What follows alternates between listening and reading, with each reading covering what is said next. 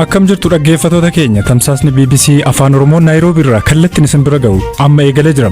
Qabiyyeen irraa soneeffanne abbaa gadaa Karraayuu dabalatee namoonni 14 fantaalleetti akkamiin ajjeefaman. እነዚህ ሰዎች አቅማቸው በጉልበታቸው አይደለም እዚህ የደረሱት ጃሪ ኩኒ ሁምና ሳኒን ደንዴቲ ሳኒን ሚቲ ከናስ ጋን ሚኒስትር ራያ ኢትሰ ቢያት ቅንዴሳ ኦላና ወጂ ጃርስ ራያ ኢትሰ ቢያ ጀነራል ባጫ ደበሌ ዲም ወራና TPLF ወጅን እንገገፈማ ጅሩረት BBC ወጅኒን ቱርቲሳሰን ድሕሪኡ ቴሌፎን ተደዋዊሎም ዝተዘራረቡ ኣብ ክልተ ከፊሎሞም ኣባ ገዳ ሓዊሱ ኣብቲ ስነ ስርዓት እጃም ዝነበሮም 14 ሰባት ከዓ ቀቲሎሞም ኦዱ ፎዴፈኖ ብሮስ ቀምና ሂርጳ ገመቹ ስኒፈኔሳ አመት ሙራት ኖርዶፋው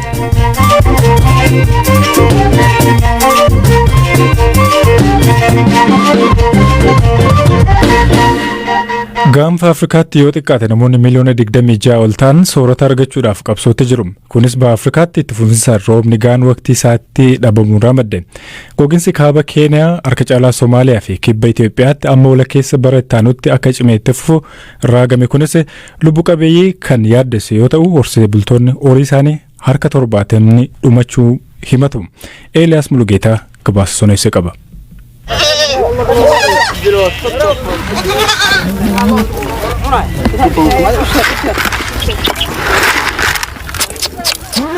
Bulchiinsa waajjir gama kibbaan raqiloowwanii kan re'ootaa akkasumas kan saattawwaallee otoo nafin lafa ciciisa.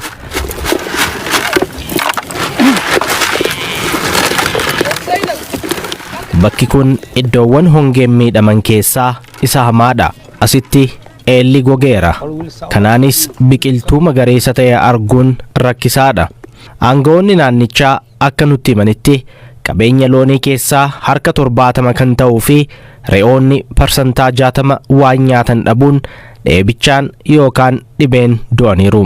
Kana jechuunis beelladoonni miiliyoonatti lakkaa'amanii fi jireenyi hawaasa horsiisee bulaa itti hirkatu ji'a tokko keessatti dhabamaniiru. Waan akkasii takka argee hin beeku jedhu maanguddoon ganna 66 obbo Ibrahim. Gogiinsi kun ji'oota 9 dabraniif adeemaa ture. Loon 150 qaba ture. Hedduun du'anii amma garuu 30 qofatu hafe. Isaan hafaniyyuu guddoo kan dadhabanidha. Re'ootas 400 ta'an qaban ture. Kanuma argitu muraasa kanatu hafe jedhan obbo Ibrahim. Biyyi ollaa Somaaliyaas sababuma hongee kanaan labsii yeroo ariifachiisaa namoomaa labsiteetti. Akka ogeeyyiin jedhanitti sababa jijjiirama qilleensaatiin gogiinsaa fi lolaan haala hin baramneen irra deddeebiin mudachaa jira. Naannichi waggaa 3f walitti aansuun rooba gahaa hin arganne.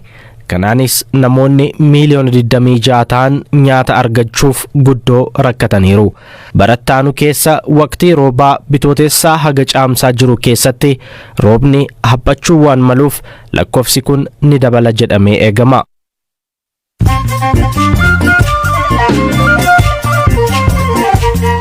Amma moodun gaggabaabsee isinitti hima. Hoogganaan waraana Sudaan Jeneraal Abdul Fattah al-Burhaan dhaabbanni biyyoota gamtoomanii ce'umsa biyyattii akka gargaaruuf waamicha dhiyeesse. Fonqolchi mootummaa waraanaan hooggana baatee onkoloolessaa keessa mootummaa ce'umsaa fi ministeera muummee biyyattii aangoo irraa buusee ture. Ittaanaan pirezidaantii Sudaan kibbaa Riek Machar waraanni waloo son ijaaramiin dura filannoon gaggeeffamu jechuun akeekachiisan. Baatii darbe keessa pirezidaantiin biyyattii Salva Kiir filannoon pirezidaantummaa bara 2023 keessa akka gaggeeffamu himanii turan.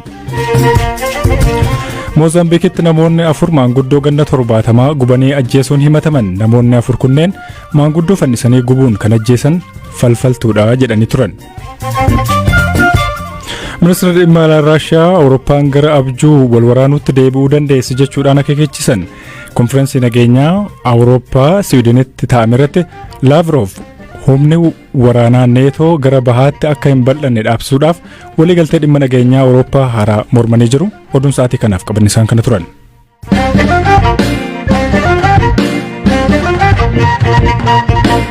Abbaan gadaa Karraayuu dabalatee namoonni 14 jilarra turan humnoota nageenyaa mootummaan ajjeefamu jiraataan aanaa Fantaallee obboleessi jalaa ajjeefame tokko BBCtti himan. Biiroon Kominikeeshinii Oromiyaa gama isaatiin abbaan gadaa Karraayuu shororkeessaa shaneetiin ajjeefamanii jechuun ibsa baase. Ajjechaan kun kan raawwatame naannoo uummanni Karraayuu sirna gadaatti gaggeeffatuu fi bakka warri aangoo gadaa harkaa qabu qubatanii jiranitti ta'uu jiraataan naannichaa obboleessi jalaa ajjeefamee fi maqaan isaa akka dhaamu hin feene tokko ni dubbatu. Maaltu ta'e jedhee gaafadheera. Wachi aanaa Fantaalleetti kan raawwate kun guyyaan eeggadda naannoo uummanni Karraayuudhaa sirna gadaa itti gaggeeffatu warri gadaadhaa godaanee bakka mooroma qubatanii sirna gadaadhaatti tuutti warri gadaa aangoo harkaa qabu walitti qabamanii achi jiraatu. Waraanni mootummaadhaa dhufee marse. Sa'aatii meeqatti? Tilmaaman toora sa'a 6 guyyaa. Baay'ee.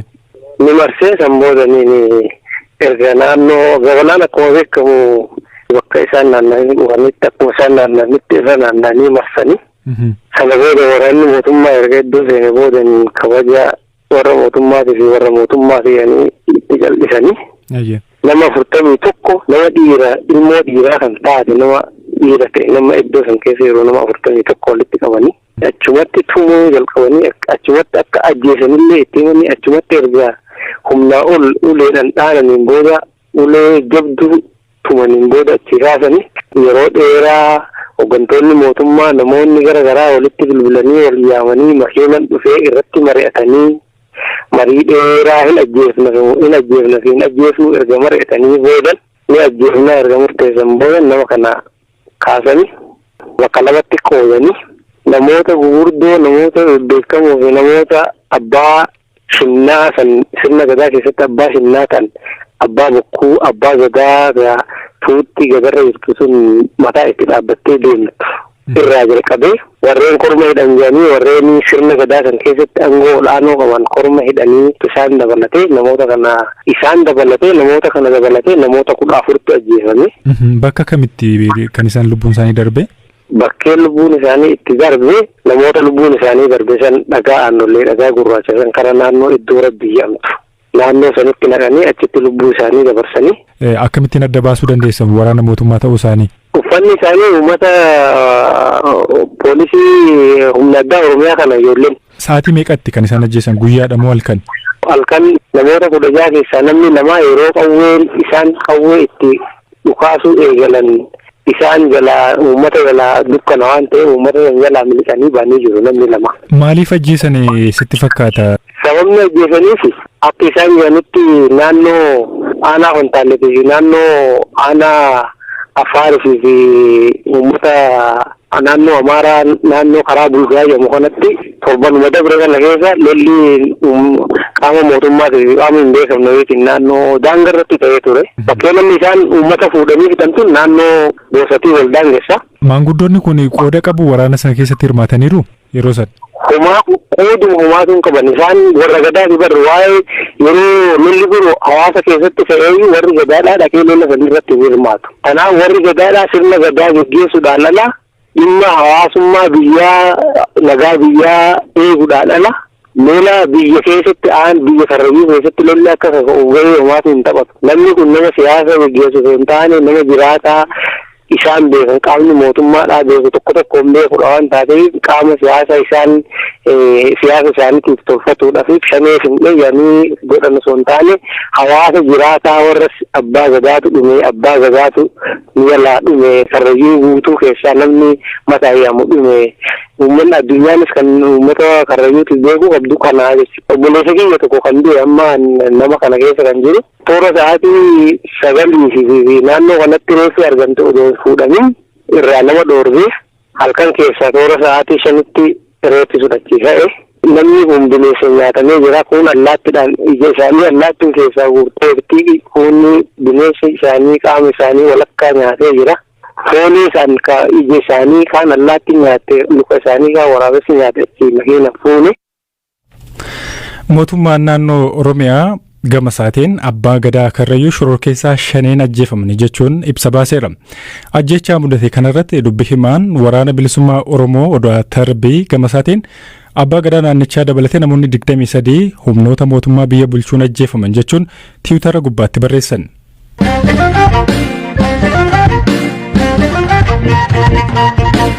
Gara qabiyyee sattaanutti yoo ceenu ministeera raayyaa ittisa biyyaatti qindeessaa olaanaan hojii ijaarsa raayyaa ittisa biyyaa kan ta'an leetanaal jeneraal Baacaa Dabalee dhimma waraana humnoota TPLF wajjiniin godhamu irratti gaaffiif deebii addatti BBC wajjiniin godhan irratti ministeera muummee Abiy Ahmed adda waraanaatti imaluun isaanii humna loltuu hedduu dabalee jedhan. Leetanaal jeneraal Baacaan waraana kaaba biyyattiitti adeemaa jiru irratti BBC wajjiniin turtii taasisaniiru. Gama adda waraanaan haalli amma jiru maal fakkaataa jennee gaafachuun eegalle. ወያኔ ያደራጀ ሰራዊት አዲስ አበባ ይዛል በሚል ሂሳብ ወይም አዲስ አበባ waraanni TPLF ijaare Finfinnee galee Itoophiyaan diga jechuun hanga Shawaa Kaabaatti galuun isaanii beekama. Ofirraa ittisuudhaan dadhabsiisuuf sana booda deebisnee waraanuu qajeelfama jedhuun humna kana ji'a tokko guutuuf ittisaa turre. Deebisnee waraanuuf haalota nu dandeessan yeroo ittisaa turre kanatti qophii taasifneerra. Tibbana haleeluun tarkaanfii fudhanneerra. Tarkaanfii kanaanis diina Shawaa Kaabaa keessa ture deebisnee aariineerra. Gaashanaa, Kibba Walloo, warra Iluu akkasumas bahan ammoo Cifraa darbuun karaa guddaa irraan gara baatiitti kan jirus akkasuma. Dasee fi Kombolchaas waluma wajjin qabatamu tilmaama jedhu qaba. ጠቅላይ ሚኒስትሩ ወደ ጦር ግንባር bu'aan amma argame kun ministeerri muummee Abiy hojii isaanii idilee dhiisanii gara adda waraanaatti imaluu isaanii wajjin wal qabata. ኦፍ ኮርስ ይያዛል በደንብ ነው የሚያያዘው የጠቅላይ ሚኒስትሩ eeyyee wal qabata. Ministeerri muummee gara sana deemuun isaanii humna loltuu baay'ee dabale. Tokko isaan bulchaa biyyaati. Akkasumas baay'ee kan jaallatamanii fi kabajamanidha. Hojjetaa jabaa, uummata kan jaallatanii fi guddaa fi xiqqaa osoo hin jedhin kan kabajan tahuu isaanii namni hamilee qabu kamuu kan isaan hin jaallanne hin jiru. Loltoota keenya birattis baay'ee jaallatamoodha. Dirree waraanaatti ammoo namni akkas kabajnuu fi jaallannu yeroo dhufu ni mararsiifanna. Lammaffaa ammoo miiratti gaafatamummaa fi hamilee hojii dabaleera. Dandeettii gaggeessummaa fi dhiibbaa uumuu isaanii injifannoon tibban argame akka dhufu godheera. ከትግራይ አማጽያን ዘንድ የተሰጠ መግለጫ አለ ዛሬ finciltoota Tigraay irraas egaa ibsi kennamee jira. Kunis bakkeewwan naannoo Amaaraatti qabannee turree tarsiimuuf jecha gadhiisnee baaneerraa kan jedhu. Isin ammoo waraanaan gadhiisifnee jettan. Kana irratti yaadni keessan maali? ምን እንዲሉ ነው የሚፈልገው ከዚህ በላይ? እነዚህ ሰዎች አቅማቸው በጉልበታቸው አይደለም እዚህ የደረሱት። Kana caalaa maal akka jedhan eegamare. Jarri kuni humna isaaniin dandeettii isaaniin miti kanas ga'an. Humnaa fi dandeettii namoota isaan erganiinidha. Kanaafuu gooftota isaanii gammachiisuuf maal jedhu ree? Tokko isa kana. Lammata immoo isaan Finfinnee galuuf guyyoota osoo hin taane sa'aatii lakkaa'aa turan. Miidiyaaleen akka BBC, CNN fi kaani Finfinneen marfamteetti galuuf jedhu jedhanii gabaasaniiru. ቢቢሲ ግን አላስተላለፈም BBC'n garuu akkas jedheen dabarsine. ያው ናቸው ታያቸው ለማንኛውም ግን Tokkuma jarri itti dhiise. Maalumaafuu jarri kun mo'amneeti jechuun danda'an. Gaafa waa'een marii ka'u mootummaan hin jiru waraanichi dhumeeraa eenyu waliin marii goona jedhaniiru. Amma karaa isaan hin eegne haleellaan jabaan gaafa isaan mudatu dubbachuu kan danda'an kana qofaadha. Maarree maaliif ibsa barreeffamaan baasan? Maaliif akka duraanii tsaadiqaan yookaan namoonni isaanii as ba'anii ibsan kennan? Jiraachuu isaaniyyuu na shakkisiisa. Yookiin ammoo sana gochuus qaanaaniiti. በቀጣይ ቀናት እስከ ደሴ እንሄዳለን የሚል ሐሳቦትን ገልጸውልኛል Guyyoota dhufan keessa gara Dasee akka imaltan nuuf himtaniittu. Gara Maqalee imaluufoo karoora qabdu? እኛ እዚህ እንቆማለን አለን ወታደራዊ ሁኔታው